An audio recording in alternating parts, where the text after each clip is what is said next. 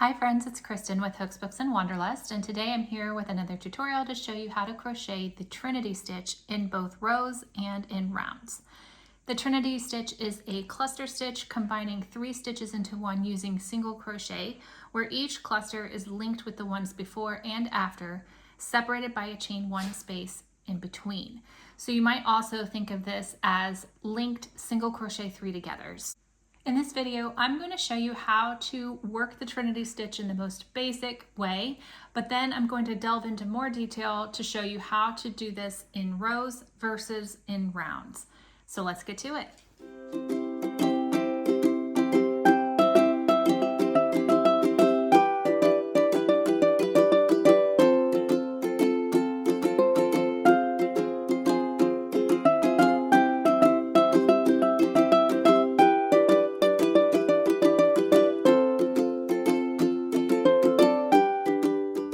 As I mentioned before, the Trinity stitch is basically linked single crochet 3-togethers.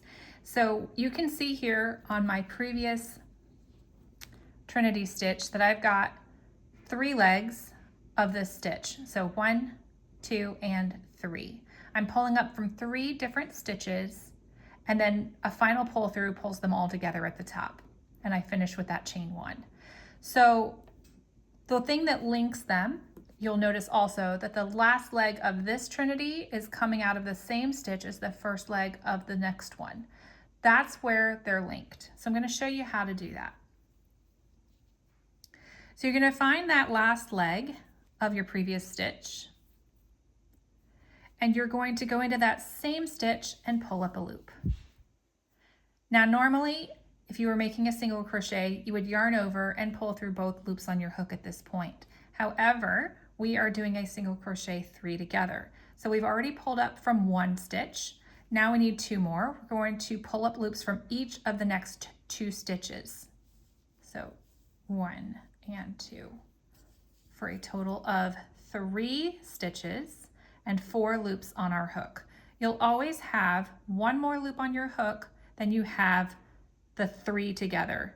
So you'll have 4 on here with your 3 partial single crochets below. From here, you're going to yarn over and pull through all 4 loops on your hook.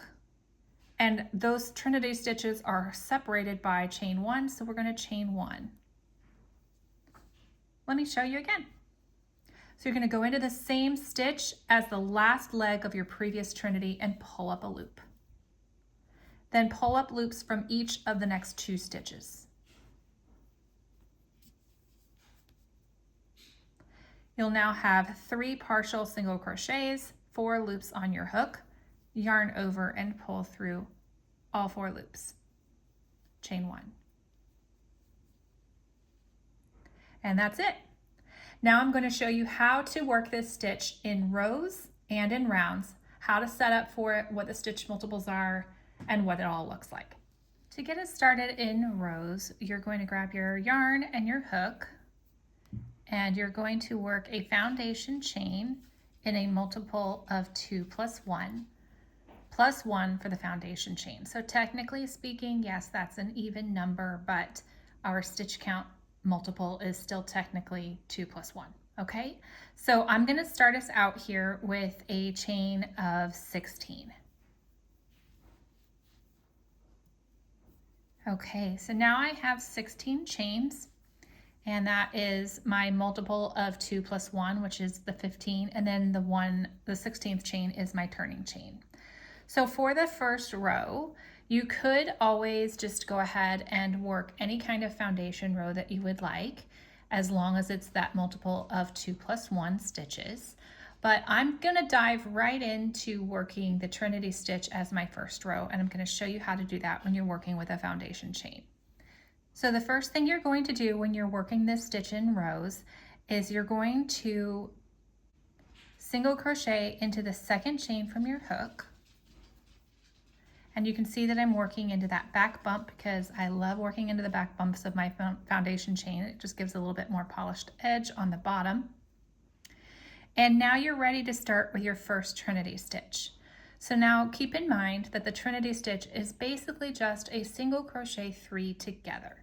So that means you're going to be inserting your hook into 3 different stitches, pulling up loops from each of those stitches, and doing a final pull through that connects all of them at the top. So for the first one, when you're working in rows, you're going to insert your hook into the same stitch that you worked your single crochet into, and you're going to pull up a loop. You'll now have 2 loops on your hook. With each additional stitch you work, you'll get an additional loop on your hook. I'm going to pull up loops from each of the next 2 chains. So there's one, and there's my second. So now I have pulled up from 3 different stitches. From the single crochet stitch, which is the stitch before, linking our Trinity to that first stitch, and then in the next 2 after that. So I have a total of 4 loops on my hook. From here, I'm going to yarn over and pull through all 4 loops on my hook. To complete our Trinity stitch, we are going to chain 1. So now we're ready to make our second Trinity stitch of the row. And just like the first Trinity stitch, we're going to link it to the stitch that came before. So in this case, when we pull up our loop, we're going to insert our hook into the same chain that the last leg of that previous Trinity stitch came out of, and pull up a loop from it. So that's going to connect the one we're working on to the one we just finished. You'll have 2 loops on your hook. Again, you're going to pull up a loop from each of the next 2 chains.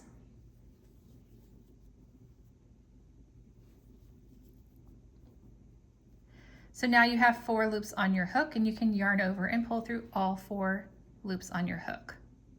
Chain 1 to close our Trinity. You're going to repeat the same process all the way across the row until you have 2 stitches left, and then I'm going to meet you back there to show you how to finish your row. Okay, so I have 2 chains left remaining of my foundation chain, and I just finished the chain 1 on the previous Trinity stitch. So now for the last Trinity stitch and finishing our row, we are going to do the same process. We're going to pull up a loop from the same stitch as the last leg of our previous Trinity and pull up a loop from each of the next 2. Just like we have been doing. But here, instead of doing a chain 1 to end the row, we are going to work a single crochet into that very last chain. So that last chain is also going to have the single crochet and that last leg of the previous Trinity. So it's going to connect the last Trinity to our last stitch. So everything is linked and it looks lovely. So from here, we are going to chain 1 and turn our work and start on row 2. Row 2 is the exact same thing as row 1. Instead of working into chains, you're going to be working into the tops of your Trinities and your chain stitches. So just like before, we're going to start with a single crochet in the first stitch, and then we're going to work the first leg of our first Trinity into that same stitch as the single crochet and pull up loops from each of the next 2 stitches, which should be the Trinity and a chain 1. So you'll have 4 loops on your hook. Yarn over, pull through all 4 loops, chain 1. And from there, you're just going to continue as you did in the previous row until you have those 2 stitches remaining unworked.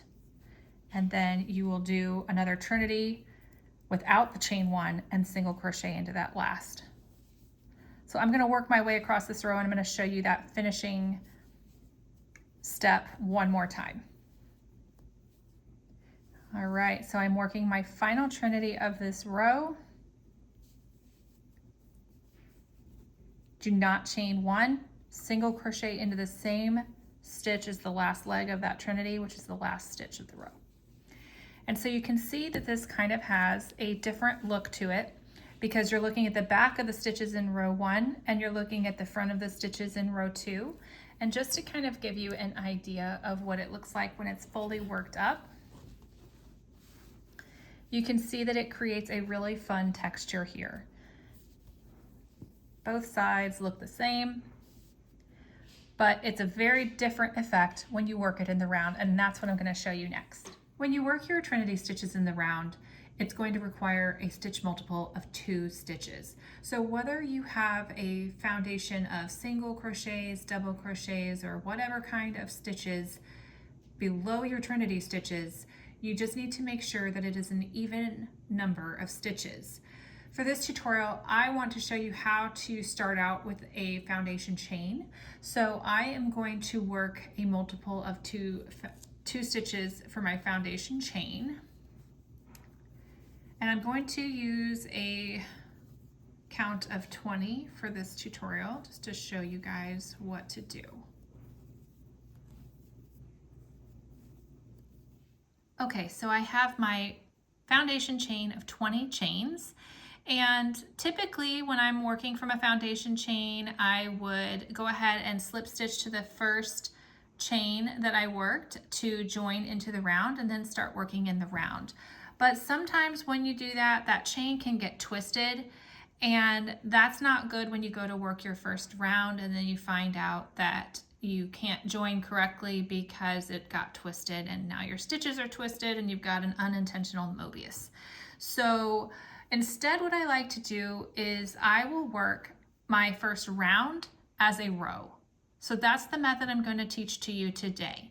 To do that, you have your stitch multiple of 20, which is a multiple of 2. I'm going to add a turning chain because I'm using a row, okay? So I've got my turning chain. I've got technically 21 chains at this point. So what I'm going to do is I'm going to start my round 1, and I'm going to call it a round even though we're working in a row right now because we will be joining it into a round at the end.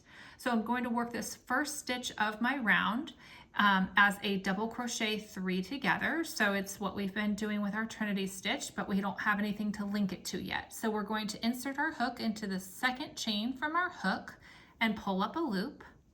And you're going to do the same thing for each of the next 2 chains.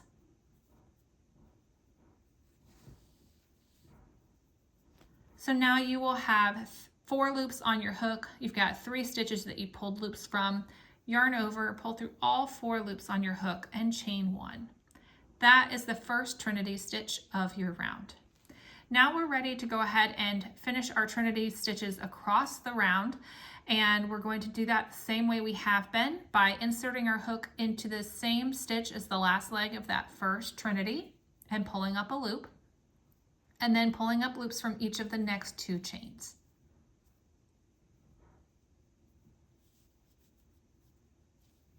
So now you should have 4 loops on your hook, yarn over and pull through all 4 loops. Chain 1. That's your second Trinity. So you're going to continue doing that all the way across your round, and when you get to the end, you should have 1 chain left unworked, and I'm going to meet you back here right then to show you what to do and how to join your round. All right, so I just finished my chain 1 on my next to last Trinity. So for the last Trinity stitch of our round, it's a little fiddly because we are working in a row that we're going to turn into a round. So bear with me. I promise this method gets a little easier from round 2 on, okay?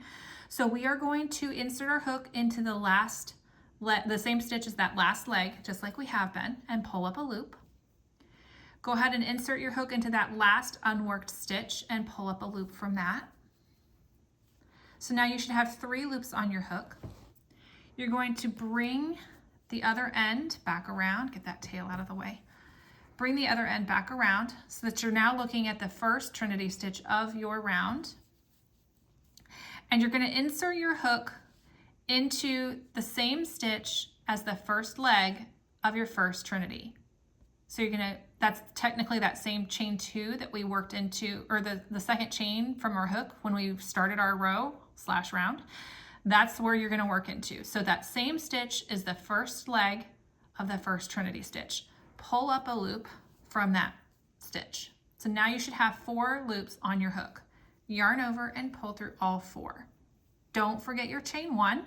This is an important step because when you're working in the round, I feel it's going to be incredibly easy to forget that chain 1, and that's going to throw your stitch count off for the next round. So don't forget your chain 1, and then you can go ahead and slip stitch to the top of that first Trinity to join the round. And now what you'll notice, pull my hook out here so you can see. So what you'll notice is now you have linked this last Trinity to the first Trinity. So all of your Trinity stitches are linked as they should.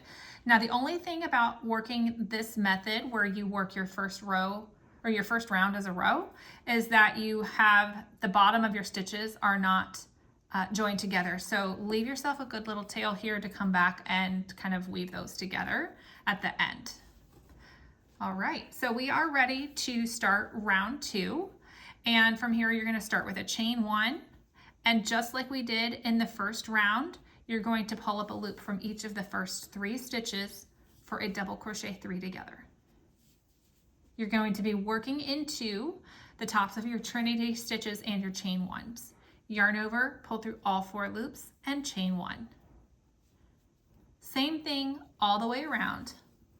Pulling up loops, just as you have been when you've created all your other Trinities, all the way around. And I'm gonna meet you back at the end of the round just to show you how much less fiddly that last Trinity stitch is now, but we will still use the same method to join the last to the first. Okay, so just like before, I have finished my second to last Trinity here, and I have 1 stitch left unworked, and I am going to pull up a loop from the same stitch as the last leg of that previous Trinity, and then I'm going to pull up a loop from the last unworked stitch, and I'm going to pull up a loop from the first stitch of the first leg of that first Trinity. You'll have 4 loops on your hook, yarn over and pull through all 4, chain 1, don't forget the chain 1, and then slip stitch to the top of your Trinity to join. So you can see, just starting out, how that's going to work. Your stitches are stacked one on top of another, and just to give you an idea, you can see the difference. Let me zoom out just a smidge here. You can see the difference between working in the round and working in turned rows. There's a lot more texture on this one. You get more of a starburst kind of effect on the stitches in the turned rows versus you get these little forks that are stacked nicely in the round. And they lean a little to the left by virtue of working in the round. So you can see how working this in rows versus rounds can lead to 2 very different looks. That's it for this video. I hope that you enjoyed this tutorial.